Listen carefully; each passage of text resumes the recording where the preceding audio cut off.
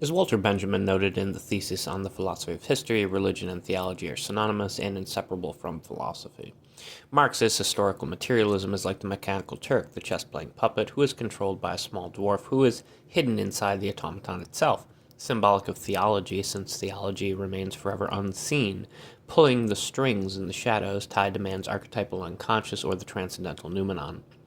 Jakob Taubes and Eric Vogelin noted this pattern of theological thinking in the form of Gnosticism.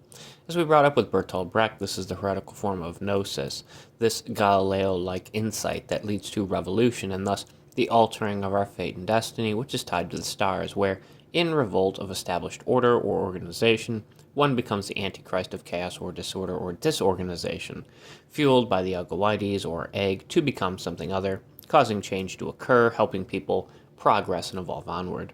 Benjamin and Brecht were friends who often played chess together. With the death of the king, checkmate, a new king lives on, reborn, resurrected, where the chess-playing man is forever engaged in a new game, endlessly becoming other. We must remember that heretic etymologically means to be able to choose, and thus the heretic is the chess player, the one who gets to choose how each piece is moved and placed upon the board itself. The four-player version of Chaturanga was called Chaturagi and involved dice. As we noted before, the great game Le Grand Jeu is one of chance. Gabriel Catren noted how a throw of the quantum dice will never abolish the Copernican revolution, due to the nominal tides via Kant, where we are always pulling from the unknown or outside, akin to the veil of Isis. Thus, finite man will never be able to encapsulate the infinite. The dwarf forever sits unseen inside the Turkish automaton. As we previously discussed, Zizek would call this the perverse core of Christianity. In an age of atheism, the dwarf is swapped with ideology instead of theology, and the puppet is religion itself, emphasizing how ideology operates on a subconscious level, which is how Marx noted it would operate. People are thus doing a thing without realizing they are doing it. Either way, Paul Klee's Angelus Novus sees ruin before him, a deterritorialized Deleuzian death drive in the form of eschatological annihilation. But the king is dead, long live the king, and so Joyce's wake comes, awakening everyone like Tim Finnegan, allowing them to be reborn or resurrected akin to Christ. And so again, we see the Gnostic and theological underpinnings of all our philosophical fancies. Chess is such a beautiful game, the royal game, but it is known like Go for its mathematical precision. AI can beat man in both Go, chess, and shogi. Lee Sedol retired because he knew he could not overcome AI. To land, it will be this nomos, this transcendental law, that will algorithmically replace the logos or word of man. In a Deleuzian manner, Land sees signs and symbols and semantics as codified means of discourse related to identity and identicality. Wishing to embrace endless difference so as to produce more pluralities and be anti-fascist, oh the irony, Land sees the beauty in breaking things fast, just as Zuckerberg noted, failing to see how historically it was by irrational chaos that the Nazis came to power. Bataille himself was criticized for being a Sir-Fascist since his sense of transgression via the accursed chair and excess of the sun created the same ecstatic chaos that led to fascist culmination, despite his own hatred for fascists.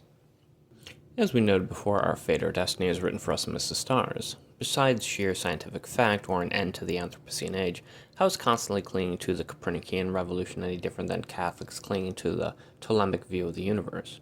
The Copernican revolution originated much earlier, after all, starting with Joachim of Fiore, as noted by both Taubes and Vogelin, pushing man along the path of progress. The Gnostic path to progress culminates via an eschatological lens on life, whereby one becomes the Antichrist so as to revolt against established order and organization, using the body without organs, or the Thelemic Knight of Pan so as to be reborn, deorganizing via chaos akin to Levi's Baphomet Solvet Coagula. The pattern forever repeats. Land would like to have us believe it started with Copernicus, but the idea has a Christian basis too. It is heresy that houses all infidels, those who are not faithful to the established fascist order. As Deleuze and Guattari noted, desire works both ways, like the claws of the lobster god, deterritorialization and reterritorialization, or Crowley's own abracadabra, where macrocosm and microcosm join in union so as to complete the great alchemic work. The point is to alter the flow of desire in our favor via a shared class consciousness. Desire, of course, can suit anybody, us or the elites, who play with us as if we were but pawns upon their own personal chess set of the great game called politics. The pawn must become other, become a queen, or whatever other piece it wishes to be by accessing the extreme end of its opposite, the other end of the board, occupying enemy territory where yin flows into yang. Kings fall, just as they did in the woods of Diana, lingering by the lake of Nemi. And so, via death and by being reborn, they live on forever, immortal and flying akin to a phoenix. This theological form of thinking suits Benjamin best. For Zizek, we can correlate it for modern day men merely to how ideology operates for all those atheistic individuals. Either way, the Gnostic message remains the same. Men, after all, can only conceptualize via signs and symbols, regardless of how he wishes to separate himself from semantics, and regardless of how much he wishes to be more machine than man, for sake of Elulian efficiency, subconsciously unaware of his own psychological motivations, wishing to become the advanced alien outsider, man's consciousness will forever remain linked to the flaws of language itself. And that includes anything he creates within the fenced-in borders of his finite brain.